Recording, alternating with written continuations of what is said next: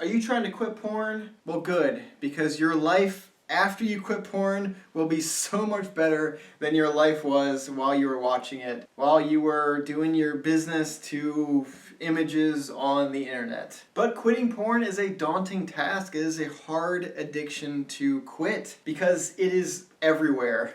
We have porn literally in access everywhere at all times on TV. In movies, we get triggered by this stuff. Our computers, our laptops, our phones now, you can just access porn so easily. So today I'm going over 3 big pitfalls that could happen, that could cause you to relapse when you are trying to quit porn. And if you avoid these 3 things, then you can have a pretty successful porn quitting journey. So you're starting your porn quitting journey and you're going to start counting the days, right? You're going to see how long of a streak you can go on. And when we go online into like these nofap forums and anti-porn forums, it's all about making as long of a streak as you can without porn. And I would say this is somewhat of a wrong approach to this quitting thing, because then every time you end a streak, you're on day 1. And day 1, psychologically, it is so much easier to fall back into old patterns of watching porn if you've only gone 1 day. And I think a relapse here and there is pretty realistic for most people. So instead of tracking days, what I would do is create a calendar and track the calendar. You can track the first day that you start your porn quitting journey, and then anytime you relapse, which is hopefully 0, but I know I did a lot, and I know so many people do. It's a hard thing to quit. So anytime that you do relapse, instead of resetting back to 1, just put an X on that day on the calendar. And then you will see over time the amount of times you've relapsed and the amount of days that you've gone without porn. And that's really the more important thing. How many days are you actually going without porn? It's not necessarily about the longest streak. This is a lifetime journey. You can't watch porn ever again. You need to wrap your head around that. The streak thing is a little bit unrealistic. And what happens is you go for a long streak, say you go even 70, 80, 90 days, and then have a little relapse and you mess up. So being on day 90 is so much different than being on day 1. Psychologically, because now you're thinking, well, I relapsed a day ago, I can just watch porn again and I'm still back on day 1, and then I can start my journey the next day. And then your brain is like, yeah, and then you can start your journey the next day and the next day, and you see what happens. You start spiraling back into your old habits. You had this one really good streak, and then you have a bunch of relapses in a row, and it can really bring you back to almost the true day 1, where it isn't the true day 1. If you look at your calendar,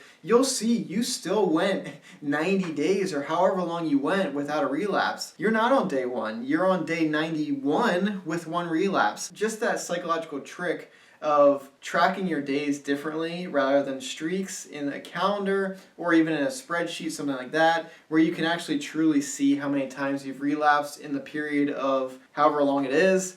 That is a more healthy and a better way to treat it psychologically. Pitfall number 2, that is doing the same routine that you have always done while you've been addicted to porn. So the reason we get triggers with addictions and we get temptations and impulses to go watch porn again or whatever the addiction is because we have a routine of doing this activity. So for example, every time before bed, you watch porn. Every time before you do something, you watch porn. Every time you eat dinner, then an hour later you have porn. So by keeping the same routine throughout your life and just trying to get rid of porn, what's going to happen is in the absence of it, your brain is going to think, didn't I used to watch porn at this time? Didn't I used to do that after I did this? And so what happens is, then you start getting the temptations and the triggers because your life is playing out the same way it did while you were watching porn.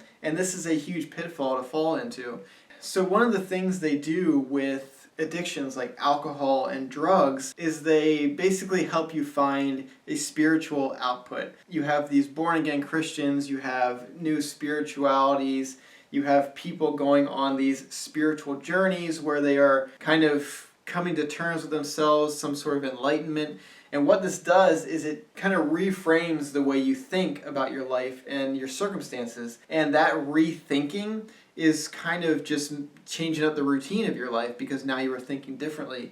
And now you won't have so many triggers as if you had just done everything you normally do, but just try to kind of get rid of something. Your brain will want to go back into the routine. It will want to go back into the habits of what it always used to do. So that is a huge pitfall. You gotta change up your life a little bit. You gotta either black out the internet, do things at different times. You could even find spirituality, find some sort of output, find something that alters the way you think about life. These things will help you avoid triggers, because triggers are extremely hard to fight, and that temptation is extremely hard to fight. So if you can rewire your brain and rewire your thinking and change your routine so that you never even have these triggers or temptations in the first place, that will lead to a successful rebooting process and porn quitting journey. And that leads me into the third pitfall, and that is trusting your brain. Your brain wants porn.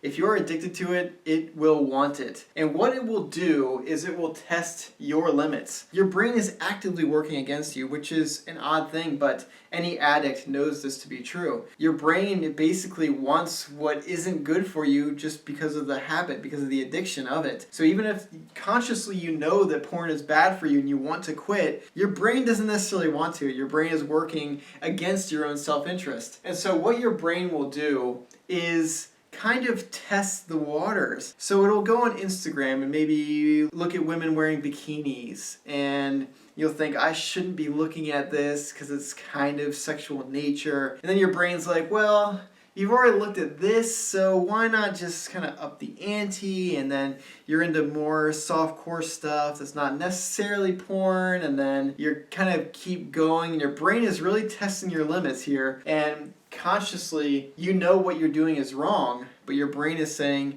you've already kind of done it, so why not just keep going? And then you'll see a naked woman or whatever is pornographic to you. And then the floodgates open, because your brain is basically like, yes, we relapsed. Now we can just watch porn and it doesn't matter. We can go back to our addiction and go cycle through all the internet porn that we want. Because your brain was testing you and pushing the limits, pushing the boundaries, and then just kind of moving the goalposts ever so slightly until, yeah, this is basically porn, so I've basically relapsed, so I can just watch porn now. We'll start again tomorrow. Your brain will do this to you, and don't fall for it. If you have the temptation to browse Instagram or see anyone in even a bathing suit, honestly, a bikini, anything like that, that's somewhat sexual, somewhat reminds you of porn, your brain's gonna go, well, we already saw that, so that wasn't so bad. We can push the envelope a little bit further and further until you are just watching porn again and you've relapsed.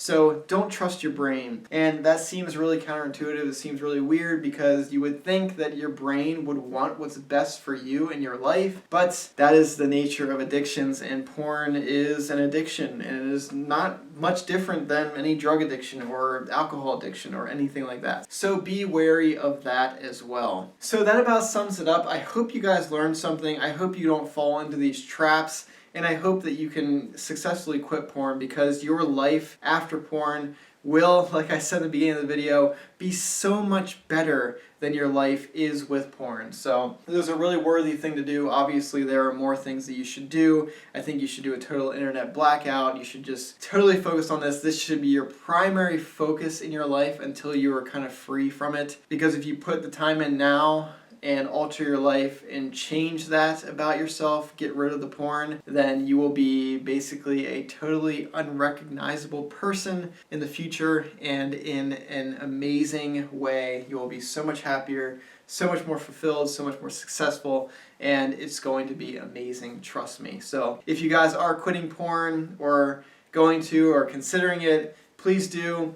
And I wish you the best of luck, and nothing but the best of luck. And I know you can do it. I did it. It took me a long time. It took me a lot of relapses to learn all these things, which is why I'm trying to give this information to you. I know you can do it, and I know it will change your life forever. So thank you so much for watching, and I hope to see you in the next video. Bye, guys.